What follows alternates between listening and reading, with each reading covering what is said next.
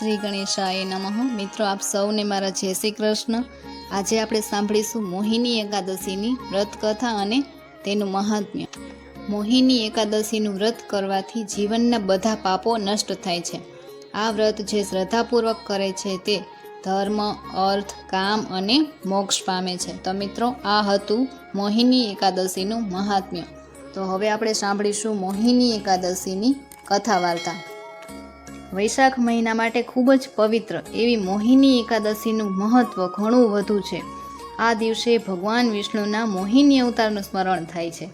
એક વખત યુધિષ્ઠિરે ભગવાન શ્રી કૃષ્ણને પૂછ્યું કે હે ભગવાન, વૈશાખ મહિનાની શુદ્ધ એકાદશીનું નામ શું છે, તેની કથા શું છે અને તેનું મહાત્મ્ય શું છે? ત્યારે ભગવાન શ્રી કૃષ્ણએ કહ્યું, હે રાજન, જે એકાદશી પાપોનો નાશ કરતી અને પુણ્યોને વધારતી હોય છે તેને મોહિની એકાદશી કહે છે। એ દિવસે જે ભક્ત ભક્તિપૂર્વક ઉપવાસ કરે છે તે બધા પાપોથી મુક્ત થાય છે। પુરાતન સમયમાં એક સુંદર નગર હતું જેનું નામ હતું ભદ્રાવતી।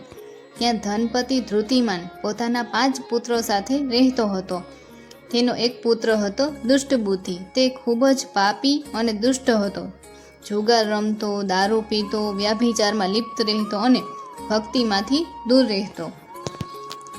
એક દિવસ તે ભટકતો ઋષિ કૌંડિન્ય પાસે પહોંચ્યો। તેણે પોતાના પાપોનું વર્ણન કર્યું અને કહ્યું કે હવે મુझ પર કૃપા કરો। ત્યારે ઋષિએ કહ્યું, હે પુત્ર, તું વૈશાખ મહિનાની મોહિની એકાદશીનો ઉપવાસ કર। આ ઉપવાસ દ્વારા તું પાપોથી મુક્ત થશે। દુષ્ટ બુદ્ધિએ મહાન ભક્તિપૂર્વક મોહિની એકાદશીનું વ્રત કર્યું। પરિણામે તે બધા પાપો પરથી મુક્ત થયો અને અંતે વિષ્ણુલોકને પામ્યો। તો બોલો લક્ષ્મી નારાયણ ભગવાનની જય।